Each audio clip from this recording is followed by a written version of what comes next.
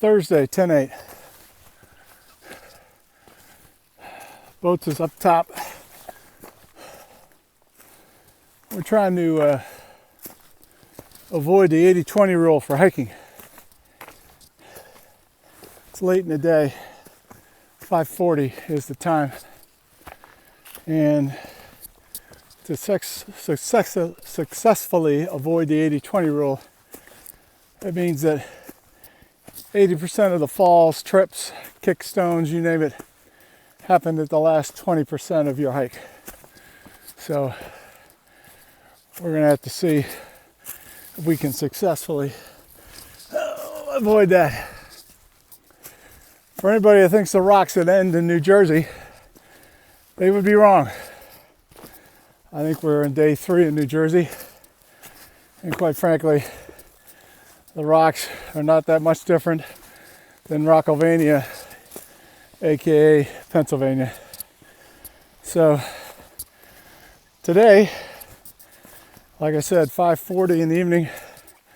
We started at 8 o'clock. We took an hour for lunch, ate a burger and fries at a restaurant in some Adirondack chairs on the lake. So other than that hour though, we've been pretty much going full bore.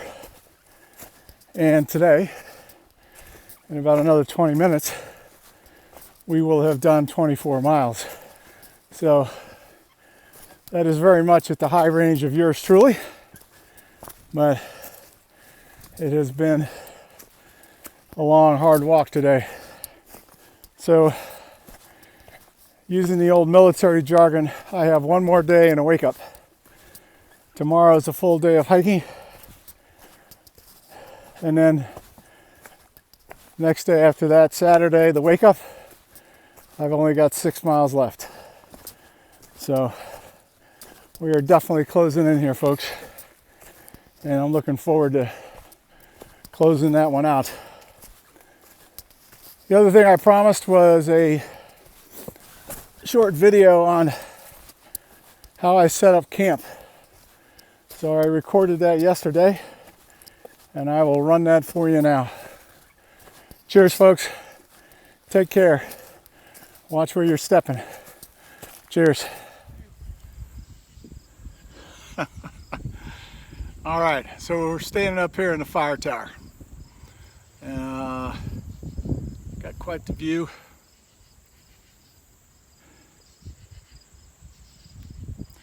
But I'll make this quick because I don't really like heights. So one of the questions that came in was, what's your procedure, your protocol for setting up at night when you get to camp and breaking down? And it's a good question.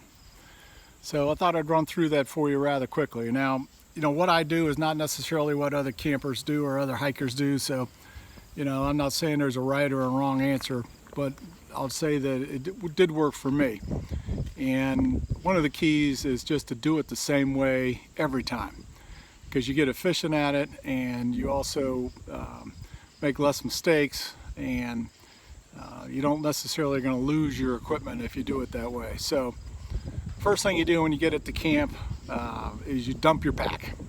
Get the weight off the back. Now, if it's at a shelter, even if you're not sleeping in the shelter, because typically I would, hammock, is at least you can get it in the shelter off elevated ground, and you can unpack your stuff there a little bit, have some room to operate, etc. So first thing you do is get the pack off. Next thing you do is you go get your water. So I went and got my water and resupplied water the first thing when I got to camp. And by doing that, you knocked out the most important thing that you always had to do, is have water. And of course, where you camp is typically a water source.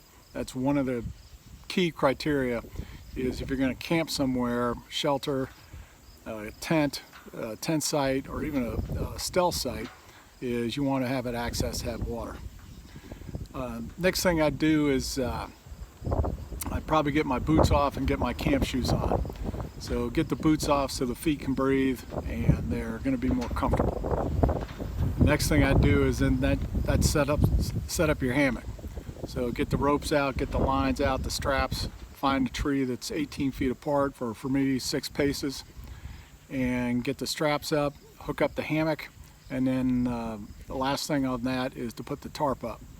And the tarp, of course, has it ties off to the 2 trees, and then there's 3 lines on each side, and you use a rock then to take that line and secure it to the ground. Interesting, in this entire hike, I've never had a problem finding a rock when I've had to set up my hammock. Don't know why that is, but I've never had a problem finding a rock. Next thing is get the hammock unzipped and put your sleeping gear in there. So for me, that was a tarp or a piece of plastic, and then my blue pad that I got at Walmart, and then the sleeping bag, and then you put in your various other items like the sleeping bag liner, your headlamp. This jacket typically was a part of my sleeping gear, etc. And get that all set up. The next thing would be is set up your food bag line. So if there's not a bare box to put your food bag in, you've got to throw a line over a tree. So 10 feet high, 4 to 6 feet out from the trunk of the tree. So I'll carry a line. It's weighted at one end, a little bag tied to the line. It's weighted, and you throw it over the branch, and then you're going to tie that off. So get that done before it gets dark. Then the next thing would be change clothes. So, you know, if you've hiked all day, you're probably sweaty at some point during the day, and you want to change your clothes out.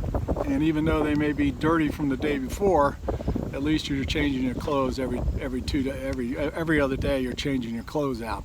And of course, the clothes you put on, you hopefully are a little bit drier than the ones that you're wearing. After that, you can finally eat dinner. Now that you've got everything set up, everything's done, now you can go and eat dinner. Whether you're heating dinner or just eating a cold dinner, now you can go and eat. And then after that, you're going to brush your teeth. You're going to hang your food bag, because your toothpaste is part of that food bag, so that's going to go after you brush your teeth. Go hang your food bag. And then, of course, the last couple items is go potty, because you don't want to have to get out of the hammock any more than you have to during the night. But go potty, and then you're in the hammock, and there you go. It's dark, time to go to sleep. And then tomorrow morning, you just reverse it. So there you go, folks. That's how I would set up camp almost every time. Cheers.